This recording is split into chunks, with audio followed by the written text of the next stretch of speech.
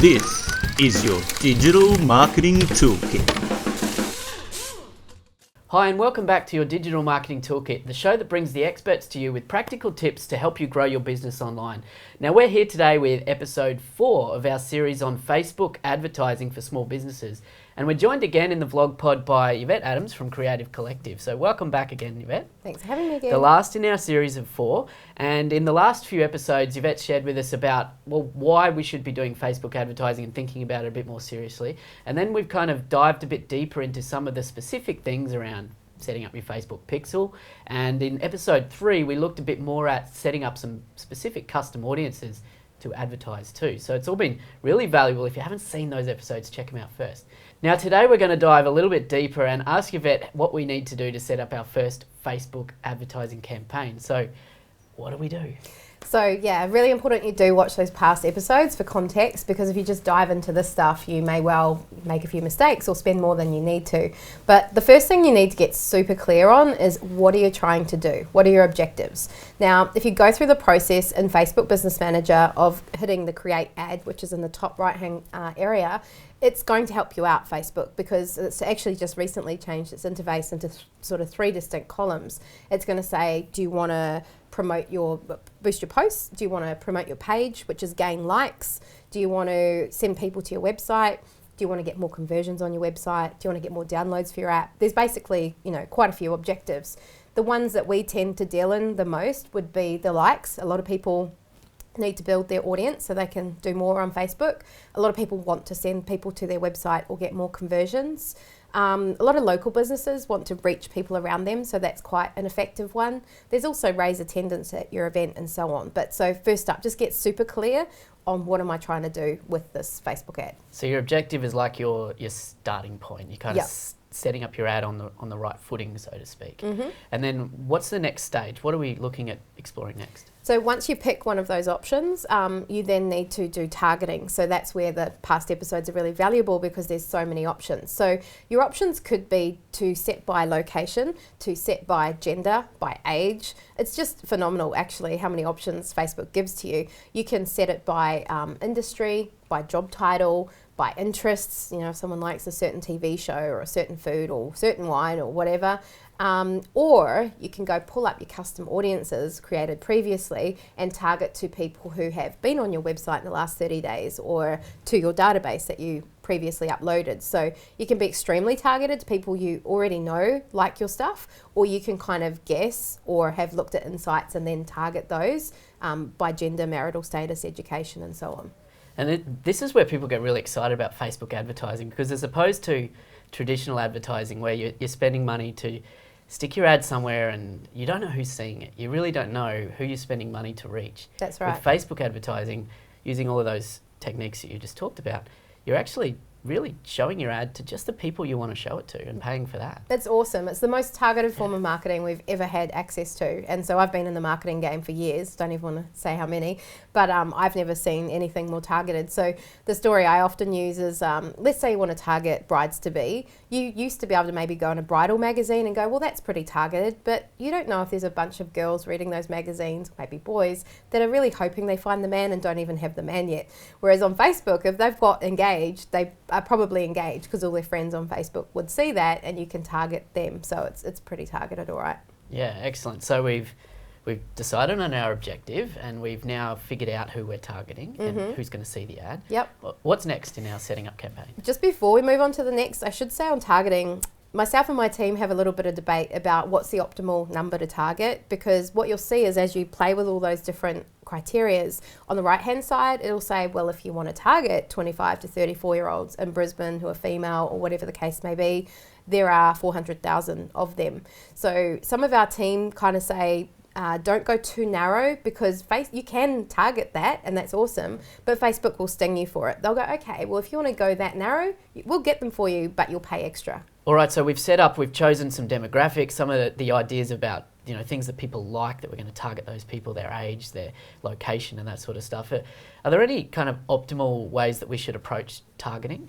Well, one thing you'll notice is as you play with all these variables is that the audience to the right, it will display a number. So let's say you were targeting 25 to 34-year-old females in Brisbane who maybe had some other demographics, it might say to the right, well, if you want that, there's 400,000 of them on Facebook. So you can then decide, is that a big enough audience for me, or is that too small? And to let you in on some insider stuff, myself and my team debate this all the time. I've got team who say about 40,000 is the optimal kind of number to target. And then I've got team who go, no, go really wide, like 100,000, 500,000. Personally, I do quite like going wide myself to start with on a new campaign where I don't really know if it's going to work and I haven't worked with that client before and I haven't targeted that audience before. I would cast the net wide and then let it run for a while, maybe a month, and then work out who is actually clicking and then go more targeted after that. So I would probably shoot for at least 100,000 audience.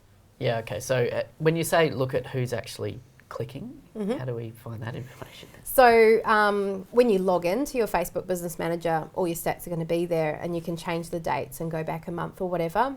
There's also some drop downs over to the right under performance. A lot of people just look at it and see it for what it is, but under performance I love dropping down to breakdown, and you can go breakdown by age, breakdown by location, and you'll see right there who's been clicking. And so if there's a really obvious segment of a certain age or a certain location that is loving your ads, now you've got a clue. You can go and mobilize another ad campaign or refine the one you've been running.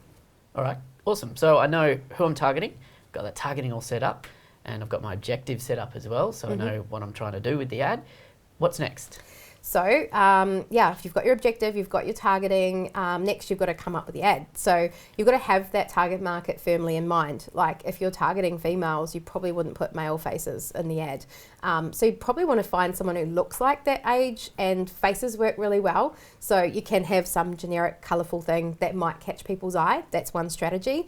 But there's been some research which shows that people can see someone's eyes and also see emotion, they will generally connect with the ad more. So give that some thought. Think about what's the feeling I want people to get when they think about this product. So one of my other businesses is awardshub.com. It's about winning business awards. So when I was looking for creative for that, I was looking for really joyous, victorious, yes, kind of, people, because that's the feeling I want people to have when they find out they're a finalist and win business awards. So there's all that psychology that goes into image selection.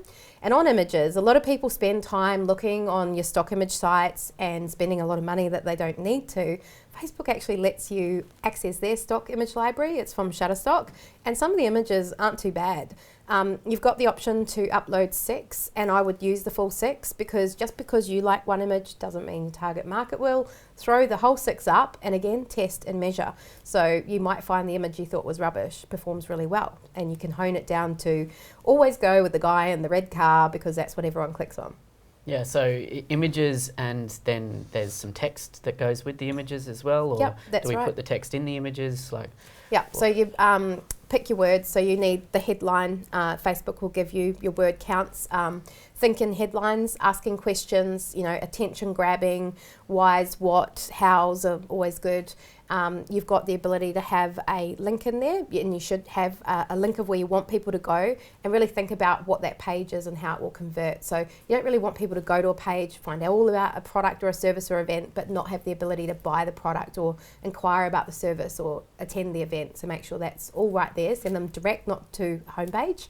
And then think about how that displays as well. So as you create it to the right, you're going to see it displaying of what it will look like. So make sure you like it, make sure you think it'll work, and just keep experimenting with those words till you go, I think that's a pretty good looking ad, and then leave it at that.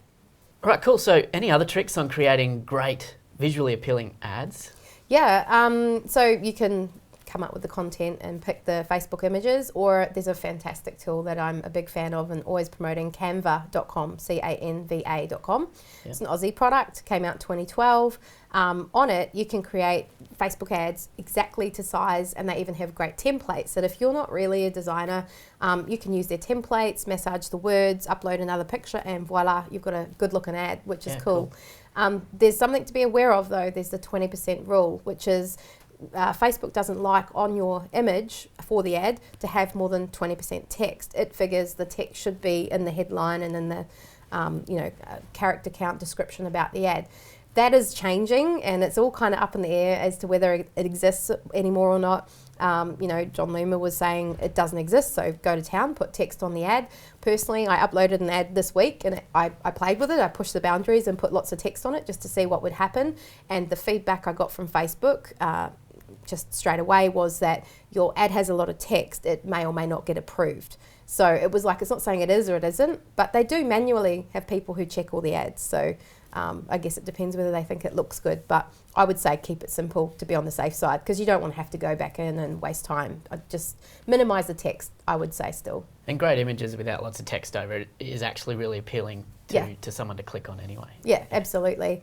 The other trick I would say is video, which it works very, very well on Facebook. So people see the little play button and they get intrigued and they hit play. Something to be aware of for Facebook ads and video, 29 seconds is the optimal, and that's including your intro and outro, can be shorter. And then you get some really fantastic stats back from Facebook when you're running the ads as to how far through the video people are watching it. So you can then refine your video content and or serve up a different video if they get through the whole lot, give them another video and keeps, you know, in a sequence, giving them the marketing messages you want them to get. Yeah, and the really appealing thing with Facebook video as well is that it auto plays as it's coming up in a news feed. So it can really catch people's attention quite quickly. It sure can. And you know, you can you know, get services of somebody like yourselves, or sometimes it's just yourself talking to camera. I've seen people, like we work with a company that does beer, and he goes in and films people who have his beer on tap and talking really authentically about the product and why they like it. And yeah, that sort of stuff is gold as well, getting your customers and testimonials on there as well. Awesome. So we got great creative and a great looking ad. So what do we do with that next in our campaign setup? So we've got a great looking ad. We've got to work out where are we going to place it. So that's the segment which Facebook will guide you through on the wizard called placement. So you've got 4 options on Facebook. You can put it on desktop view, which is going to come in the general news feed. So that's quite powerful. You would have known yourself if you've been on a laptop or desktop, and the ads that come up, it'll say little sponsored. People have placed it in that location. There's also right-hand column ads. I often unclick that option myself. I don't find it always works, but there are exceptions to the rule. So again, really think about who am I targeting with the ad, and if they're quite office-based people, they may well look at it on the desktop, so the right-hand column and the desktop newsfeed might work for them. The third option, which is really popular across the board, is mobile, but more popular with some audiences than others. So a swim school we work with, their audience is parents, they're always on the go. Mobile, 80% of them click on the mobile ads. So we know for that audience, we can pretty much eradicate the other 2 options, if you know what I mean. Yep. And finally, you also can place it on Instagram. So a lot of people don't realize that Facebook bought Instagram and that you can do Instagram advertising now, and you do that all through Facebook Business Manager as well. Yeah, I think that's really great for small businesses to realise, particularly if their audience is on Instagram, that you can manage it all through your Facebook ad manager as well. Totally. Yeah, the other thing to note is, because a lot of clients go, you're doing Instagram advertising for us, but I don't see it on my Instagram post. How it works is they'll see it, people, in the newsfeed on Instagram. So that won't necessarily end up on your network. So as a post. And similarly with Facebook, people go, you say you're doing ads, I can't see them. And we go, because you're a male and we're targeting females. So no, you'll never see them. But it's not on my Facebook page. Well, no, because it's a dark post. So this is how you can do dark posts. It's with all this targeting and so on. It might not ever end up on your page. It's just targeting people that we've selected in that selection process. So we're well on our way now to creating our first ad campaign, but I think the question that most businesses have when they're doing this for the first time is, how much money should they actually spend when creating their first campaign?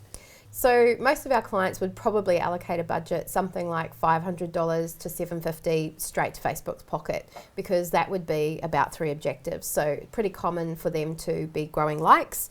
So that's $250 right there. To maybe be sending people to their website, there's another $250, and then maybe keeping some aside for one other objective, depending on what it is they want to do. Yep. Now, if you take those figures, what can you expect? Well, it's about $1 in action. So if you want likes and you're spending 5 to 7 a day on likes, you can expect to get 5 to 7 likes per day. So if you say to yourself, 200 likes a month is not enough for me, well, you'll have to up the budget then. So that gives you some benchmarks to work with. And then once you are getting those results with that budget. There's also the conversion metric, which is really important. And if you're getting 1 to 2% conversion, we would deem that to be a good campaign. We're always chasing higher, and sometimes we get it, but if it's sub that, it's not a successful campaign. So conversion meaning? Conversion meaning someone sees your ad, someone clicks on the ad and takes the action you want. So whether that's to like your page or to go to your website, if of all the people who are seeing the ad, 1 to 2% of the hundreds, that'd be 1 or 2 people per 100 click through to your website, that's a conversion. So we're always monitoring that. And our goal is kind of to get that conversion up, and once it's performing really well, throw more budget at it, because we can sort of predict the result. Yep, okay, fantastic. So any other tips around budgeting or spending when it comes to setting up our Facebook ads? I guess just be prepared to spend some money. $20 here and there, $50 is not going to do a great deal. And I find it funny because a lot of people kind of balk at paying on Facebook ads, yet they'll happily spend hundreds of dollars on newspapers and yellow pages and things like that. So I would dare say this is more targeted. You can totally see the results down to the cent and to the result. So personally, I would feel much more comfortable spending more money on this. Yeah, and I guess you spend $1 on a like, but that person then is someone that you can market to for free through your organic Facebook reach for the lifetime of that relationship with them. Yeah. And it's also increasing the value of your business, because now your business value is not just your website and your database and what you sell and your goodwill. Your social channels come into it. How big are they? How engaged are they? Do you sell products from them? Well, if you said they're huge and I constantly sell products on my Facebook page, that's a really attractive business. Awesome. So no more boosting posts on Facebook. No, that's not what I'm saying, but probably not the way you might have done it before. So with everything we've learned through these episodes, as opposed to on your actual page just hitting the big blue Boost Now button and putting down the wager, I would suggest you go into Facebook Business Manager and choose Boost Post from there as an objective. Use all the targeting measures, use the custom audiences we've discussed, and you could boost it from there. And I would bet on the winning horses. So take the posts that are already performing quite well and quite possibly that are about your business or going to benefit your business in some way. So if some nice quote is performing really well, don't boost that. It's not going to do a lot for your business. But if there's a post about some new product you've launched and people are interacting with it, it's going quite well, bet on that horse. That is a goodie to put some money down. And we've got an example with a client that we saw a post going well, so we decided to put some money on it, and it was directly related to what they do. And we're still putting money on it 2 months later, and you should see the stats on it. It's phenomenal. It's just we just struck gold there. So when you strike gold, that's the beast you feed. All right, so boosting posts when it's the right strategy. When it's the right post, and it's not flogging the dead horse of the post that's just not working. You're chucking $20 going, please, someone see it, someone do something with it. Get a lot more strategic about it and use all these cool features that Facebook Business Manager has. All right, awesome, Yvette. Thanks very much for coming in and over these last 4 episodes sharing heaps of really valuable insights with us about Facebook advertising. So as small business owners out there, it's now your challenge to take action from these 4 episodes. If you can, go back, watch them again if you need to, but take action and run your first campaign. Or if you really need help, then absolutely seek some professional advice as well. As you can see, Facebook advertising is something that can take your business to a whole new level. So for all the resources on this Facebook advertising series for Digital Marketing Toolkit, head on over to vlogpod.com.au/DMT and you can download a whole bunch of resources to help you implement this today. So keep an eye out for the next series of the Digital Marketing Toolkit, where we'll have another expert sitting in this seat to share with you some practical tips to help you grow your business online. And until then, I'm Ben Amos from Engage Video Marketing, and I'll see you next time.